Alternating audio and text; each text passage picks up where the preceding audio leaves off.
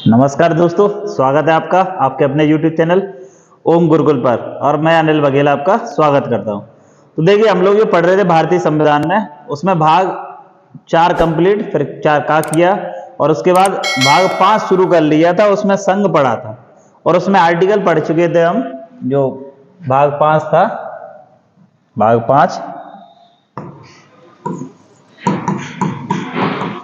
5 संघ पढ़ रहे थे और उसमें क्या था, आर्टिकल हम पढ़ चुके थे इसमें संघ वाला। जैसे संघ जो आर्टिकल है इसमें कहां से कहां तक है, आर्टिकल 52 से लेके 151 तक है। लेकिन हम लोग जो पढ़ चुके हैं इसमें 52 से लेके 61 तक। कहां तक पढ़ चुके, 61 तक। जो कि 61 तक जो था क्या था, महाभियोग। अच्छा, एक प्रश्न पूछा जाए आपसे कि राष्ट्रपति अपना त्याग पत्र किसे देगा, और जब राष्ट्रपति अपना त्याग पत्र देगा तो इसकी सूचना किसे दी जाएगी तुरंत। तो ये सब कमेंट करके बताना, ठीक है कि नहीं। और देखिए, राष्ट्रपति का अगर वेतन पूछा जाए कितना है, तो ध्यान रखेंगे 5 लाख है। और किससे दिया जाता है, तो भारत की संचित निधि द्वारा। ये पूछ लेता है, भारत की संचित निधि द्वारा, निधि द्वारा। ये ध्यान रखेंगे। ये 2-4 पॉइंट है जो आपको याद रखने हैं। भारत की संचित निधि द्वारा दिया जाएगा कौन सा, राष्ट्रपति का जो वेतन वगैरह है, ठीक है कि नहीं। अच्छा, एक बात कही है कि राष्ट्रपति और उपराष्ट्रपति का चुनाव पहली बार भारत में कब हुआ, क्योंकि अभी हाल ही में किसी पेपर में आया हुआ था। तो पूछा जाए तो 1952 में राष्ट्रपति और उपराष्ट्रपति का क्या हुआ, चुनाव हुआ। और राष्ट्रपति और उपराष्ट्रपति का जो चुनाव वाला अधिनियम है वो भी कब आया है, 1952 में। ये ध्यान रखना, वो अधिनियम से प्रश्न पूछा था, तो आप ध्यान रखेंगे कब आया है, 1952 में, ठीक है कि नहीं। अब देखिए, इसके आगे जो आर्टिकल है 62 से, वहां से शुरुआत करते हैं। तो देखिए आर्टिकल 62 जो है, राष्ट्रपति पद की रिक्तता। आर्टिकल जो 62 है वो क्या है, राष्ट्रपति पद की रिक्तता। अच्छा, ये लिख के लेके आए, लेकिन क्या होगा, समझाएंगे सारे। तो आप एक स्क्रीनशॉट के मोटा मोटा तो इसे याद रखना है, बाकी जो मैं बोल रहा हूं उसको समझना है। पहले देखिए, राष्ट्रपति की रिक्तता। अब राष्ट्रपति की रिक्तता का मतलब क्या है, जैसे आर्टिकल 61 में पढ़ा महाभियोग। तो राष्ट्रपति का पद जब खाली होगा तो कौन राष्ट्रपति बन सकता है। तो एक देखिए, एक तो सीधा सा बनेगा कि उपराष्ट्रपति। राष्ट्रपति पद पर क्या है, आ जाए, क्योंकि यहां पे दिया होगा, देखना राष्ट्रपति का क्या है, राष्ट्रपति की कार्यवाहक राष्ट्रपति के रूप में क्या कर सकता है, काम कर सकता है। कब, जब राष्ट्रपति उपस्थित नहीं है। तो इसीलिए तो रखा गया है। तो उपराष्ट्रपति, तो उपराष्ट्रपति नहीं होगा तो क्या होगा, सुप्रीम कोर्ट का मुख्य न्यायाधीश। राष्ट्रपति पद की क्या है, कार्यवाहक राष्ट्रपति का कार्य कर सकता है। ये पूछा हुआ प्रश्न है कि अगर राष्ट्रपति की नहीं है या राष्ट्रपति का पद खाली है तो कौन उपराष्ट्रपति का कार्य करेगा। तो नॉर्मल सा क्या होता है, उपराष्ट्रपति ही कार्य करता है। लेकिन उपराष्ट्रपति भी नहीं है तो कौन होगा, सुप्रीम कोर्ट का मुख्य न्यायाधीश। अगर वो भी नहीं है तो फिर मैंने एक चीज बताई होगी, वरिष्ठतम मुख्य न्यायाधीश। ये सब प्रश्न आए हुए हैं, वो मैं बता रहा हूं आपको, ठीक है कि नहीं। तो एक ध्यान रखना। अच्छा, ये बताइए, एक जो है मुख्य न्यायाधीश है जो राष्ट्रपति रहे कार्यवाहक, क्या नाम है, हिदायतुल्लाह, मोहम्मद हिदायतुल्लाह, 1969 में रहे थे। ये ध्यान रखेंगे। एकमात्र सुप्रीम कोर्ट के मुख्य न्यायाधीश हैं जो क्या रहे हैं, ये रहे हैं कार्यवाहक राष्ट्रपति के रूप में। क्या नाम है, हिदायतुल्लाह। और राष्ट्रपति के पद खाली होएगा तो कौन बन सकता है, एक तो उपराष्ट्रपति बन सकता है, ये 62 में बोल रहा है। या फिर क्या है, सुप्रीम कोर्ट का मुख्य न्यायाधीश। वो भी नहीं है तो कौन सा होगा, वरिष्ठतम न्यायाधीश। बात समझ में आएगी इतनी सी। अब देखिए इसके आगे, और एक कौन बने वो नोट कर लेंगे, हिदायतुल्लाह, मोहम्मद हिदायतुल्लाह, जो कि क्या बने थे 1969 में। अच्छा, अगला देखिए 63 आर्टिकल क्या कह रहा है। 63 आर्टिकल ये कह रहा है, भारत का एक क्या होगा, उपराष्ट्रपति होगा। अच्छा, क्वेश्चन ऐसे ही पूछा जाए कि आप ये बताइए कि उपराष्ट्रपति जो पद है संविधान में वो कैसा है, संवैधानिक है कि असंवैधानिक। अच्छा, 2 शब्द मिलेंगे, संवैधानिक और असंवैधानिक। जिसके लिए सुप्रीम कोर्ट में उसमें संविधान में क्या हो, आर्टिकल या अनुच्छेद हो तो वो संवैधानिक पद है, जिसके लिए नहीं है वो क्या है, असंवैधानिक। जैसे मैं बात करूं उप प्रधानमंत्री या उप मुख्यमंत्री, तो ये कैसे पद है, ये सबरे कैसे है, असंवैधानिक पद है। कैसे पद है, असंवैधानिक पद है। जबकि उपराष्ट्रपति कैसा पद है, तो ये ध्यान रखेंगे, संवैधानिक पद है। तो किस आर्टिकल में ये बोल रहा है, आर्टिकल 63 में। आर्टिकल 63, ये आर्टिकल लिखे हुए हैं, ये ध्यान रखेंगे। ये सब क्या है, आर्टिकल लिखे हुए हैं। ये 62 था, ये 63 है। अच्छा 64 क्या कह रहा है, उपराष्ट्रपति राज्यसभा का पदेन सभापति हुआ। इसको थोड़ा सा समझिए। जैसे कोई व्यक्ति उपराष्ट्रपति पद की शपथ लेता है, सीधा वो क्या बनता है, राज्यसभा का सभापति बन जाता है। ये सभापति और ये राज्यसभा क्या होती है, ये जब आप पढ़ेंगे, कौन सा नेक्स्ट वीडियो है जिसमें संसद वगैरह के बारे में जाने, तो वहां पे क्या पढ़ेंगे आप, लोकसभा और राज्यसभा। तो वहीं पे जो राज्यसभा का सभापति होगा वो कौन होगा, उपराष्ट्रपति। अच्छा एक और ध्यान रखना, जो उपराष्ट्रपति उसको वेतन भी किसका मिलता है, जो है राज्यसभा के सभापति के रूप में मिलता है। ये ध्यान रखना, ये पूछा हुआ प्रश्न है कि जो उपराष्ट्रपति उसको वेतन किस चीज का मिलता है, क्योंकि काम तो कुछ है ही नहीं। राष्ट्रपति मरेगा या पद से हटेगा तभी बन सकते हो आप कार्यवाहक राष्ट्रपति, उससे पहले क्या काम है, कुछ तो है नहीं है। तो जो उसको वेतन दिया जाता है वो काय का दिया जाता है, राज्यसभा के सभापति का दिया जाता है। कितना वेतन है उपराष्ट्रपति का, तो 4 लाख रुपए। ये ध्यान रखेंगे, वेतन कितना है, 4 लाख रुपए वेतन। ध्यान रखेंगे कितना है इसका, 4 लाख रुपए। 4 लाख रुपए किसका वेतन है, उपराष्ट्रपति का।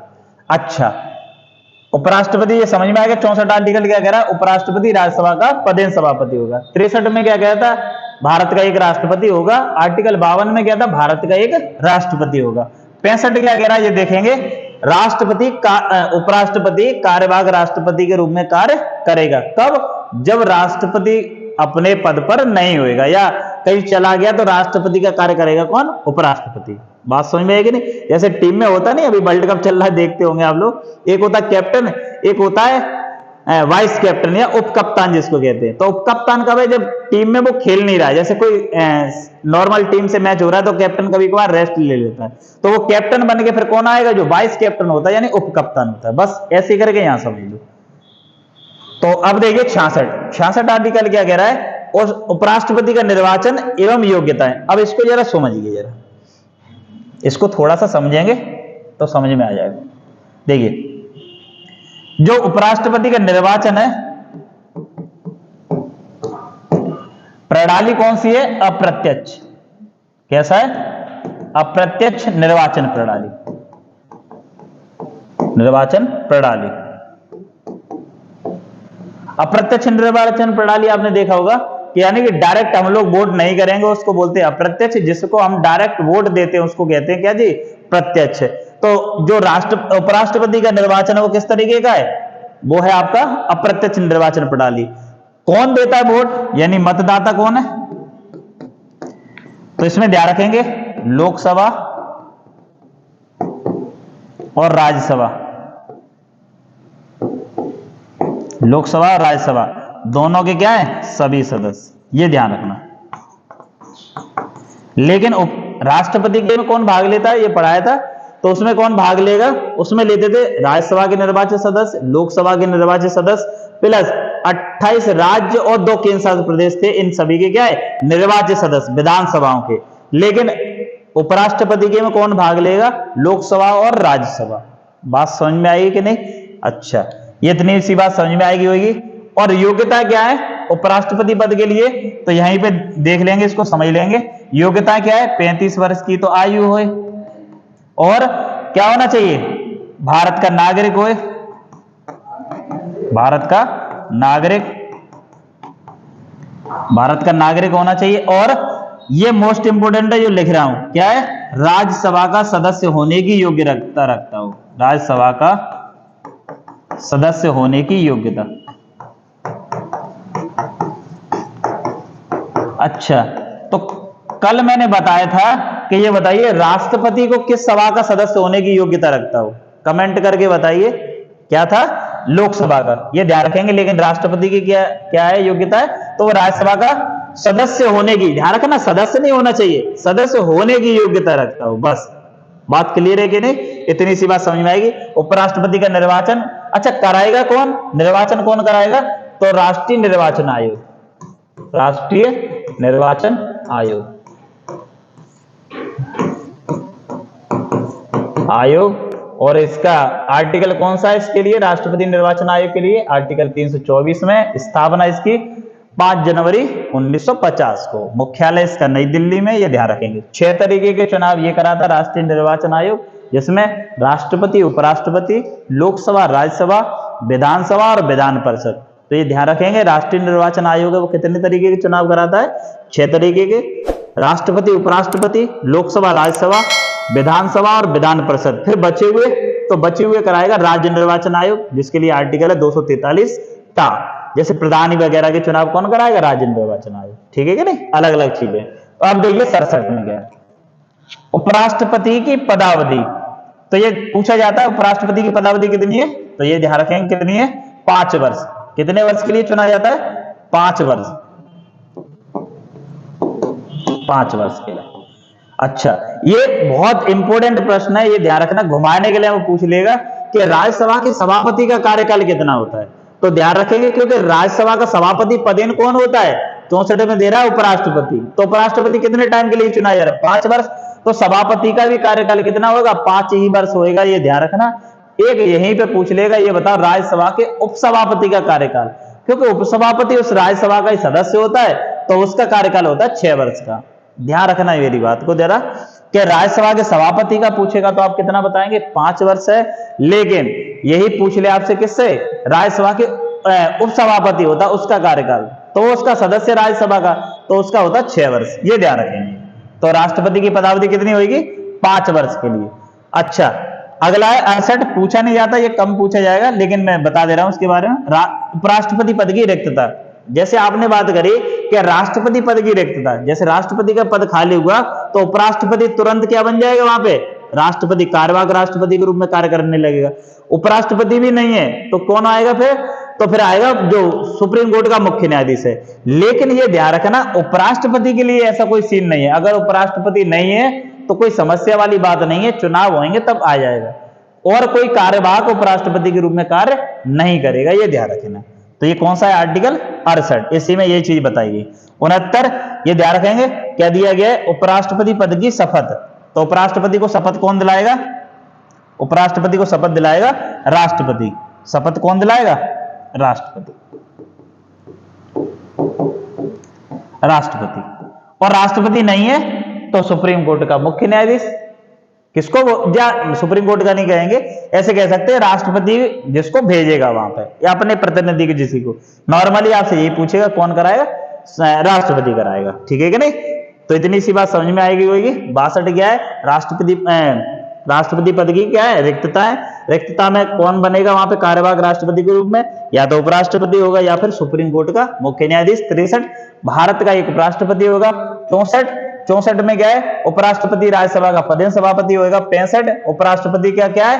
कार्यवाहक राष्ट्रपति के रूप में कार्य करेगा। किस तरीके से करेगा ये सब बता दिया। 66, उपराष्ट्रपति का निर्वाचन एवं योग्यताएं। योग्यता में क्या? 35 वर्ष की आयु होनी चाहिए, भारत का नागरिक हो, और राज्यसभा का क्या होना चाहिए? राज्यसभा का सदस्य होने की योग्यता रखता, होना नहीं चाहिए, केवल योग्यता हो। निर्वाचन अप्रत्यक्ष निर्वाचन प्रणाली है, वही आनुपातिक मत प्रणाली, वोट वैल्यू निकाली जाएगी, ये ध्यान रखना। कौन सी है? आनुपातिक मत प्रणाली द्वारा ये इसका भी। लेकिन वोट कौन देगा? तो लोकसभा राज्यसभा के सभी सदस्य। कौन दे रहे हैं? सभी सदस्य। ये लिखा दिया था अभी, सभी सदस्य। जो 67 है इसमें क्या कह रहा है? उपराष्ट्रपति की पदावधि कितनी है? 5 वर्ष की, ये ध्यान रखेंगे। 68, उपराष्ट्रपति पद की क्या है? रिक्तता। तो रिक्तता में क्या सीन है? यानी कि कोई भी कार्यवाहक उपराष्ट्रपति के रूप में कार्य नहीं करेगा, नया ही चुनाव होगा जो आएगा। और 69 में क्या दे रहा है? उपराष्ट्रपति की शपथ। तो कौन दिलाएगा? ये दिलाएगा आपका राष्ट्रपति। राष्ट्रपति नहीं होगा तो जैसे वो भेजेगा वहां पे। अब देखिए जरा आर्टिकल 71, राष्ट्रपति एवं उपराष्ट्रपति के निर्वाचन संबंधी मामले सुप्रीम कोर्ट देखेगा। ये बहुत पूछा भी जाता पेपर में कि राष्ट्रपति और उपराष्ट्रपति के निर्वाचन से संबंधित कोई विवाद खड़ा होता है तो उसको सॉल्व कौन करेगा? तो अंतिम संविधान का व्याख्याता कौन है? Supreme court. तो वही हल करेगा इसको।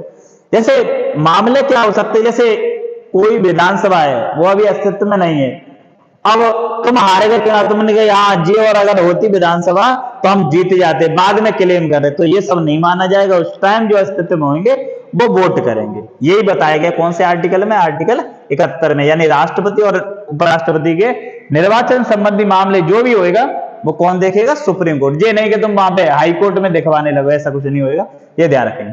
अच्छा, 72 राष्ट्रपति की क्षमादान की शक्ति, राष्ट्रपति की क्षमादान की शक्ति। तो क्षमादान की शक्ति में क्या क्या मिलेगा इसमें?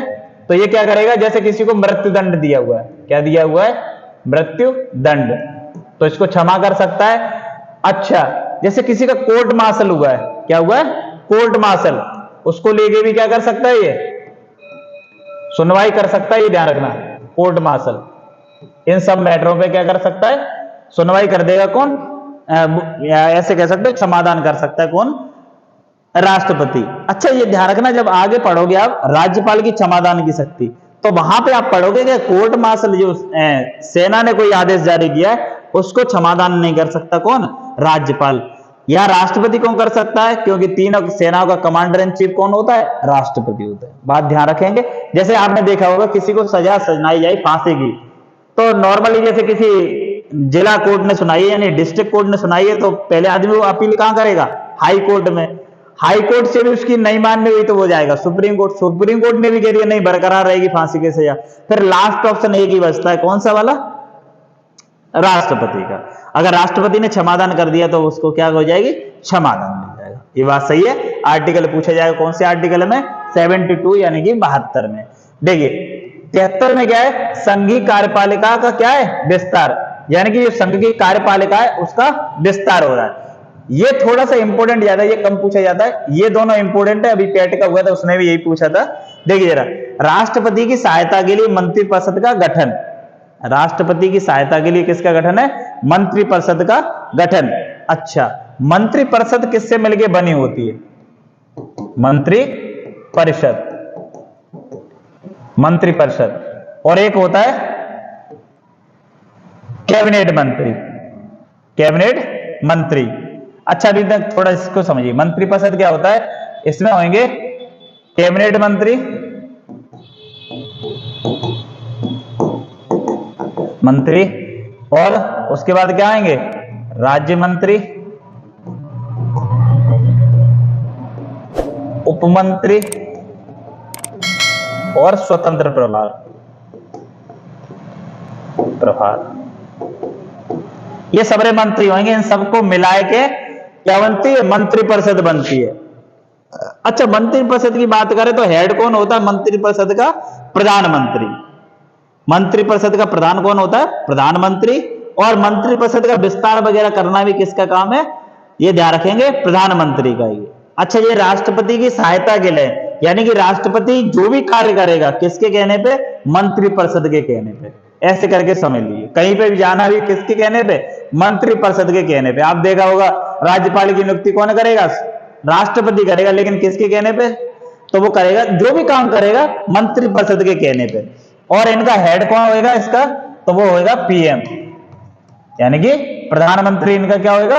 प्रधानमंत्री, कैबिनेट मंत्री, राज्य मंत्री, उपमंत्री, स्वतंत्र प्रभार मंत्री। इन सबको मिला के क्या बनती है? मंत्रिपरिषद। एक होती है कैबिनेट मंत्री। एक क्या होते हैं? एक होता है मंत्रिपरिषद, एक होता है कैबिनेट मंत्री। अच्छा, कैबिनेट या कैसे कह सकते हो? मंत्रिमंडल। कैबिनेट मंत्री क्या कह सकते हो? मंत्रिमंडल कह सकते हो। मंत्रिमंडल इसी को नाम है। क्या याद देगी? मंत्रिमंडल। अच्छा, मंत्रिमंडल में क्या होता है? जो बड़े मंत्रालय होते हैं, जैसे रक्षा मंत्रालय, रक्षा मंत्री है, आपका कौन सा? गृह मंत्री है, वित्त मंत्री है, स्वास्थ्य मंत्री है, और परिवहन मंत्री नितिन गडकरी जी। तो ये सब मिलके जो बनाई जाएगी वो क्या होगी? मंत्रिमंडल होगी। मंत्रिमंडल में आते प्रमुख प्रमुख मंत्री, जहां में घास कूड़ा सबरे भरे हुए, ये ध्यान रखेंगे। और मंत्रिमंडल में क्या होगा? सेलेक्टिव जो बड़े मंत्री होते हैं या बड़े मंत्रालय होते हैं, उनके जो प्रमुख होंगे वो इसमें आते हैं। तो कई बार क्वेश्चन पूछा जाता है कि मंत्रिपरिषद बड़ी है कि मंत्रिमंडल बड़ी है? तो एक चीज ध्यान रखना, संख्या में बात करेंगे, संख्या में बात करिए तो संख्या में तो ये ज्यादा है मंत्रिपरिषद, लेकिन पावर में देखी जाए, शक्ति में तो ये ज्यादा। ये ध्यान रखें, शक्ति इसके पास ज्यादा है और संख्या इसके पास ज्यादा है, क्योंकि हर एक काम क्या है? इनके कहने पे चलता है मंत्रिमंडल। लेकिन वहां पे ज्यादातर संविधान में एक ही जगह है मंत्रिमंडल का यूज है, आर्टिकल 352, जब पढ़ेंगे आप राष्ट्रीय आपात, ठीक है कि नहीं? और नॉर्मल जगह पे क्या मिलेगा? मंत्रिपरिषद, मंत्रिपरिषद, ये सब चीज मिलेगा, ठीक है कि नहीं? तो देखिए क्या है, 74 में क्या? राष्ट्रपति की सहायता के लिए मंत्रिपरिषद का गठन। अच्छा, 75 ये ध्यान रखेंगे। मंत्रियों के बारे में उपबंध, यानी कि मंत्री की कैसे नियुक्ति होगी, क्या होगा, ये सब चीज के बारे में कौन सा है 75, और इनका प्रमुख कौन होगा, किसके प्रति उत्तरदायी है, ये सब चीजें। तो देखिए इसके अंदर भी पूछता है आर्टिकल, जैसे एसआई वगैरह में पूछे हुए। तो आर्टिकल 75 फर्स्ट, आर्टिकल 75 का पहला क्या कहता है, प्रधानमंत्री की नियुक्ति कौन करेगा। ये बढ़िया सवाल है। अच्छा एक कमेंट करके बताओ, उपराष्ट्रपति का चुनाव होता है कि नियुक्ति होती है, और राष्ट्रपति का चुनाव होता है कि नियुक्ति होती है।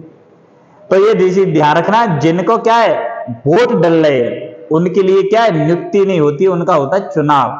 जैसे राष्ट्रपति का चुनाव होता है, अभी बताया था कौन कौन वोट दे रहा था, लोकसभा के निर्वाचित सदस्य, राज्यसभा के निर्वाचित सदस्य, और जो विधानसभाएं हैं 28 तो राज्यों की, 2 केंद्र प्रदेशों की, इन सब के क्या है विधायक वोट दे रहे हैं, तब जाके बनता राष्ट्रपति। तो नियुक्ति नहीं हो रही है, वहां क्या हो रही है निर्वाचन है। लेकिन प्रधानमंत्री की बात करी जाए तो अभी देखो जानते नहीं, वो तो यही बोले वो प्रधानमंत्री के चुनाव आएगा। चुनाव प्रधानमंत्री के नहीं होते, चुनाव होते किसके, लोकसभा के। वहां से चुन के आएंगे सांसद, लोकसभा सांसद। फिर लोकसभा सांसद जो है वो आपस में चुनेंगे भैया हमारा प्रधान कौन होगा, उसी को बोलते हैं प्रधानमंत्री। मंत्रियों के प्रधान को क्या बोलते हैं, प्रधानमंत्री। बात समझ में आएगी कि नहीं।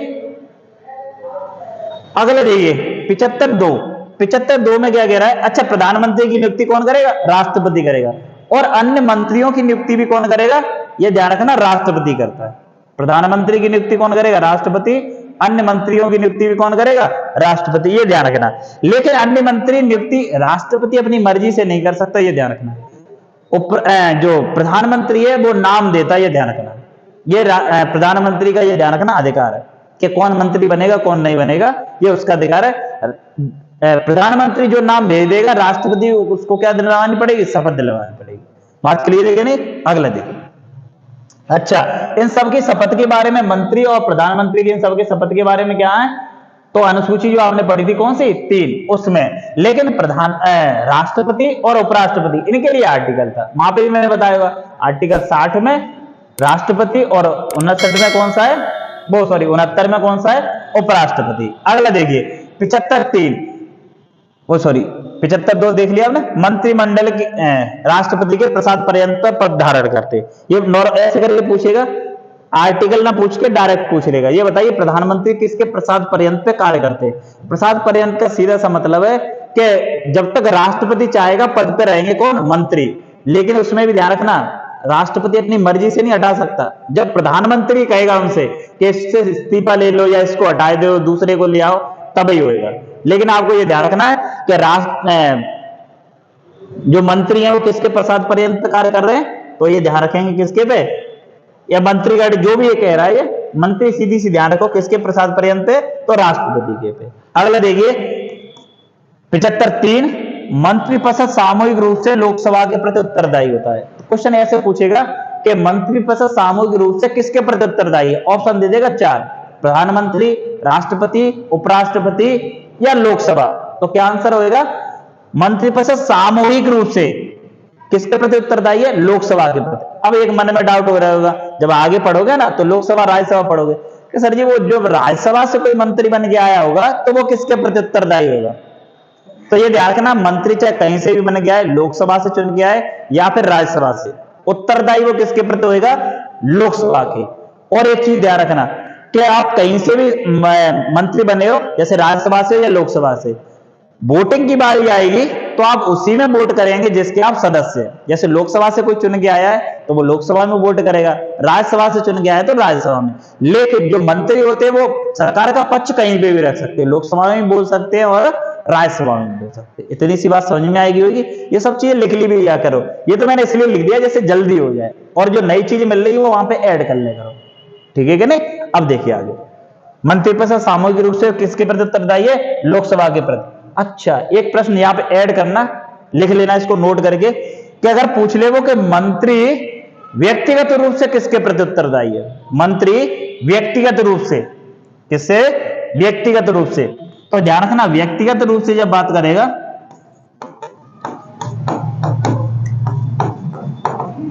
व्यक्तिगत रूप से कौन, मंत्रिपरिषद व्यक्तिगत रूप से, तो व्यक्तिगत रूप से ध्यान रखना राष्ट्रपति के।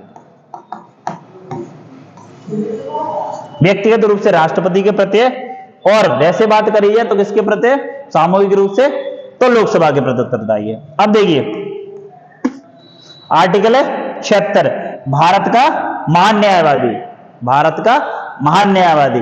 अच्छा, ऐसे कह सकते हो भारत सरकार का कानूनी सलाहकार, भारत सरकार का कानूनी सलाहकार या भारत में सबसे बड़ा विधिक अधिकारी।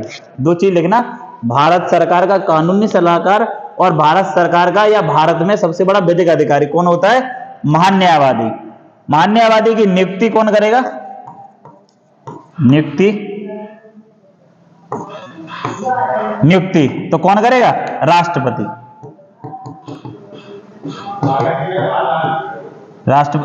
इसकी नियुक्ति कौन करेगा, राष्ट्रपति। किसकी, महान न्यायवादी की।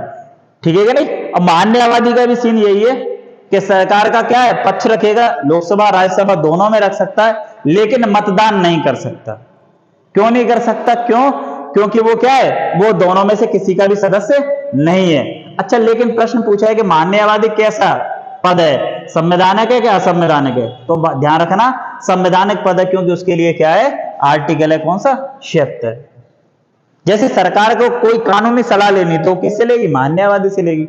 अच्छा, एज वेज की बात करें या इसका कार्यकाल कितना होता है, तो ध्यान रखना इसका कोई कार्यकाल नहीं है, राष्ट्रपति के प्रसाद पर्यंत पे कार्य कर रहा है। किस पे कार्य कर रहा है, राष्ट्रपति के प्रसाद पर्यंत पे, यानी कि राष्ट्रपति जब तक चाहेगा रहेगा पद पे, हटा देगा तो हट जाएगा। ठीक है करे, ये चीज है। अब देखिए 78, ये इंपोर्टेंट भी है, पूछा बहुत जाता है, राष्ट्रपति को सूचना पाने का अधिकार, या फिर ऐसे कह सकते हैं इसको एक तरीके से और पूछा जाता है, प्रधानमंत्री के कर्तव्य। क्वेश्चन पूछा जाए प्रधानमंत्री के कर्तव्य, कौन सा आर्टिकल है, आर्टिकल है आपका 78। या फिर राष्ट्रपति को सूचना का अधिकार। सूचना का अधिकार से यह मतलब है कि राष्ट्रपति कभी भी प्रधानमंत्री को तलब कर सकता है, हाँ भैया क्या चल रहा है, तो क्या बोलेगा फिर प्रधानमंत्री, फॉग चल रहा है, क्या चल रहा है, फॉग चल रहा है, तो ऐसे नहीं बताएगा, वहां पे जो भी चल रही स्थिति किसी भी मैटर पे पूछ सकता है राष्ट्रपति, ये ध्यान रखना। तो राष्ट्रपति को सूचना पाने का अधिकार किसी भी मैटर पे प्रधानमंत्री से, या फिर कह सकते प्रधानमंत्री के कर्तव्य। बात समझ में आएगी नहीं। तो आर्टिकल हो गया 78। अब इसके बाद जो पढ़ेंगे आप कौन सा, संसद पढ़ने वाले हैं, जो बहुत इंपोर्टेंट भी है। ठीक है कि नहीं। तो अगर वीडियो पसंद आ रही है तो क्या करेंगे, लाइक शेयर और कमेंट करेंगे, और सब्सक्राइब करिए चैनल, और अपने दोस्तों को भी क्या करिए, शेयर करिए। ठीक है, ऐसे ही बने रहिए साथ में। जय हिंद, जय भारत।